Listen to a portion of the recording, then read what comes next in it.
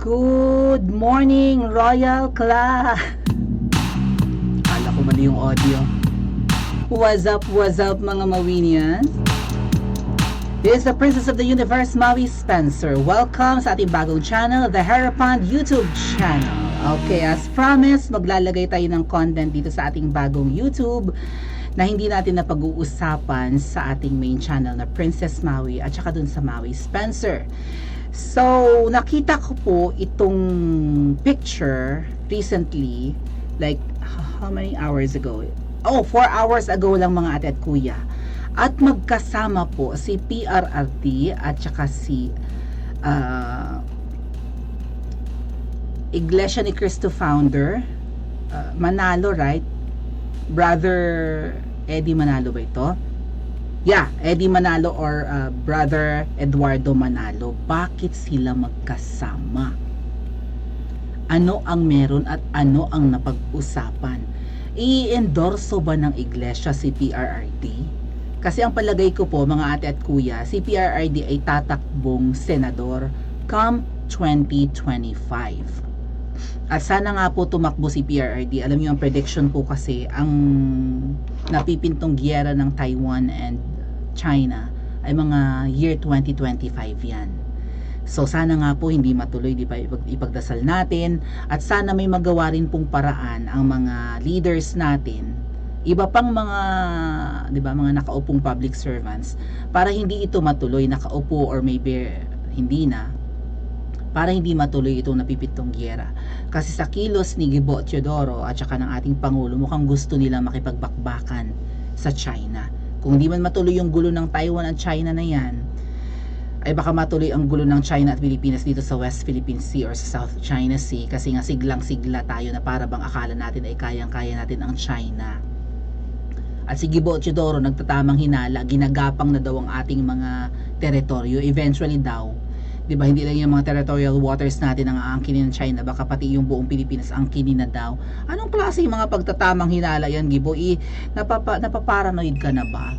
So parang paranoid po kasi ang administrasyong Marcos Jr. ngayon at parang gustong-gusto nga po makipagdigmaan base na rin sa huling pahayag ni PBBM sa mga bagong appointees dyan sa na AFP, di ba, na pinatawag sa Malacanang. Ngayon, days after, si PRRD at ang Iglesia ni Cristo founder ay magkasama. Well, to be fair, birthday po ni Brother Ed Manalo. Brother ba ang tawag sa kanya? So, kaya nandun. Pero ano ang napag-usapan? At ano ang ipinahihiwatig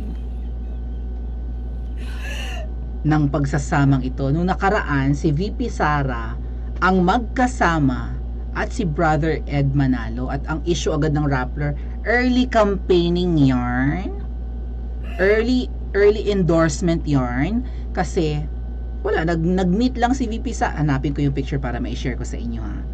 Hold on. Ayan. Like po tayo sa mga bago lang, sana po mag-subscribe kayo.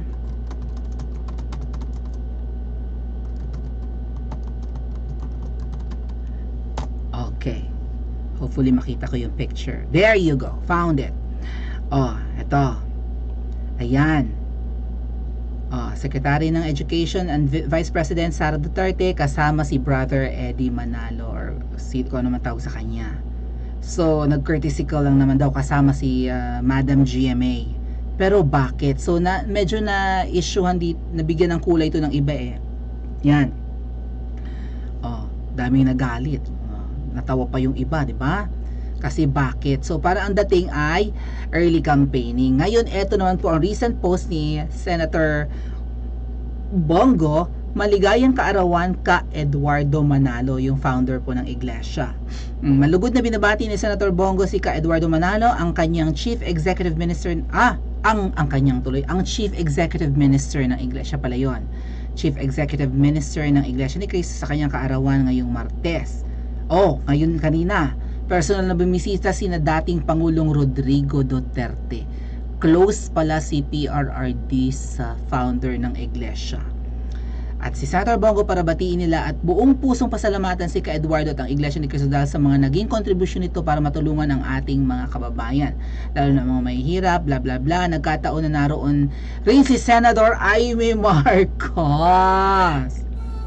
para bisitahin din si Ka Eduardo Manalo. Si Senator Amy po kasi ay talagang supporter ni PRRD, di ba?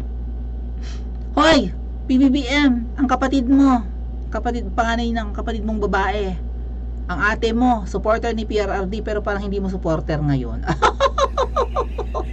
Wala akong narinig na pambabatikos kay Senadora Amy nung nakaupo si Tatay Digong. Pero nung umupo ka, Diyos ko, ang dami mong mga ginagawa na binabatikos si Senadora Amy. Yung EDCA na yan, ayaw na ayaw ni Senadora Amy at kung ano-ano pa. 'Di ba? Ang daming pula ni Senadora Amy sa administrasyon mo ay dapat ka lang pulaan. Hindi porke kapatid ka ay pagtatakpan ka. Senadora Amy, mag-speak up day ka na. O, ayan. Oh, ayun si Senadora Amy. Buksan natin yung picture.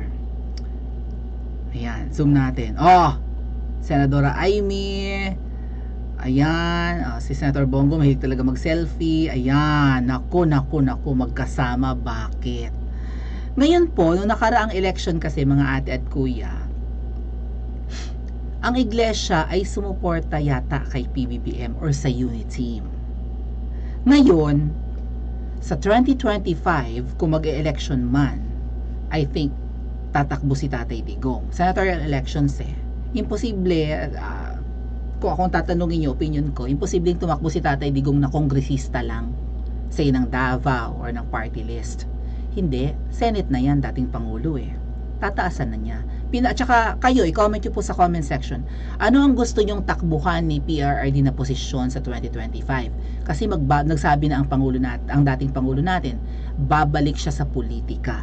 At ang trabaho naman po ng Senate hindi ganun kabigat right? Gawa ka lang ng bill, makikipag-argue ka lang sa kapwa mo senador, magbabangayan lang kayo during committee hearing. Ano sa tingin nyo ang kanyang tatakbuhan? Kongresista o senador? Anyway, kongresista din ng mga senador.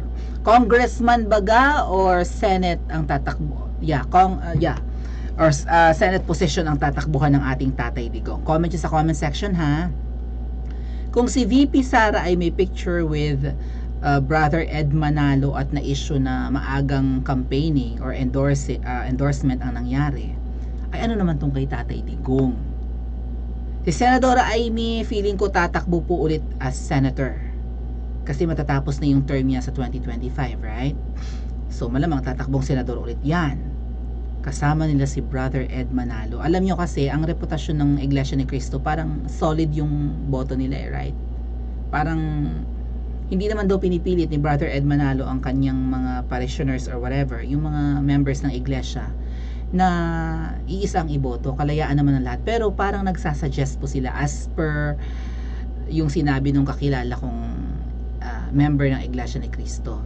Sabi sa akin, mismo hindi naman kami pinipilit ng mga pamunuan namin na iboto si ganito or ganyan, pero nagbibigay sila ng suggestions, ng susuportahan. And kami bilang, 'di ba, bilang Iglesia ni Cristo or solid na ganon, nananampalataya at naniniwala din sa kanilang mga leaders, ay kung sino daw yung sinasabi ng kanilang leaders, most probably yun din ang susuportahan nila. Nakikinig daw sila sa kanilang mga leaders. So yun, parang may solid vote ang iglesia Kung hindi man solid vote, parang majority of the iglesia ay talagang susuportahan din ang ini-endorse ng kanilang leaders or sinasuggest. At saka parang ano na rin yun sa atin, di ba? Parang urban legend or something. Kung hindi man urban legend, ay parang paniniwala in politics na pag sinuportahan ka ng iglesia ay sigurado kang mananalo. Sumoblay na nga lang noong 2016, di ba? Dahil sinuportahan ng iglesia si PBBM nun sa vice presidency niya, pero si Lugaw ang nanalo. Si BFF Lenlen ko rather. Pero syempre hindi nawawala yung paniniwala sa politics na kapag ka ang suporta ng iglesia ay nasa iyo, sure win ka. Kasi ang daming member ng Iglesia ni Cristo. Although mas marami ang Catholic, right? Catholic po kasi ang inyong prinsesa, Roman Catholic.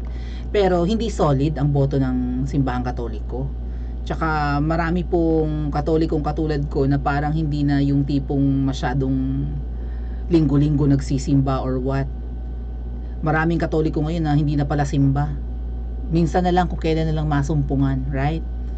Kasi ako, ang ginagawa ko mga ate at kuya, kung pupunta ako, kung magsisimba ako, minsan diretso ko sa Blessed Sacrament. Hindi ako para makinig pa sa yaw-yaw ng pare, tapos namumuliti ka naman. Ganon. Paminsan-minsan mag-Holy Communion ako, ganyan. Usually pupunta lang ako dun sa prayer room, magdadasal lang ako dun, hindi ko naman tinatapos ang misa. Lumalabas na ako agad, lalo kapag hindi ko gusto yung misa ng pare, pag namumuliti ka. Ay hindi naiintindihan siguro ng pare ng lugar namin na may separation ng church at state. Di nga sila nagbabayad ng buwis, tapos namumuliti ka pa sila, di ba?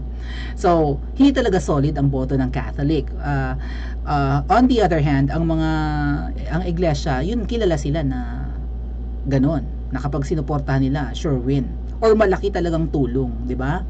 Ang simbahan ng iglesia or simbahan ni Cristo or iglesia ni Cristo sa mga politiko kung silang i-endorse. Ngayon, sino ang pambato ng Team Ahas at Kuting sa senatorial bid sa 2025? So malamang si Tamba yan, di ba? Si Tamba kasi nasa lower pa, kailangan niyang tumakbo sa Senado para kung may balak siya sa 2028, at yun naman talaga ang sabi nga ni Tatay Digong, gustong gusto ni Tamba na maging presidente sa 2028. Ay makikipag-rival siya kay VP Sara na, di ba, napaka-bonggang candidate for. Tsaka talagang pwede yan kasi vice president na si VP Sara eh. Next level is presidency na, so that's in 2028. Kung gusto ni Tamba na banggain si VP Sara, total mukhang kakampi naman nila ang Smart Magic. Kung gustong banggain ni Tamba si VP Sara, tumakbo siya munang senador. Pinakamaganda niyang gawin ngayong 2025, tumakbo siyang senador. Ang tanong, i-endorse siya ng Iglesia ni Cristo? Kung ako pong tatanungin nyo, lalo si Brother Ed Manalo ay nakikitang kasama ni VP Sara at PGMA, now kasama ni Senadora Amy at ni Tatay Digong, feeling ko malabong i-endorso ng Iglesia si Tamba. Ang i-endorso ng Iglesia ay si PRRD. Anyway, 12 slate naman ang paglalabanan, di ba? Pwedeng manalo si Tamba sa Senate, pero si Tatay Digong baka mag-top 1 yan. Ano, iboboto nyo ba si Tamba? Total 12 naman ang iboboto natin ngayong 2025. 12 senators or senatoriables ang iboboto natin. Oh, mananalo kaya si Tamba? Namimigay ng bigas eh. Nagre-raid rin siya ng mga bodega ng bigas. Mananalo ba siya? Gwapo, tisoy, malaking tao. May charm ba? Kumpara kay Tatay Digong na very Filipino, ha? I-comment nyo sa comment section at mag-like and subscribe din po kayo.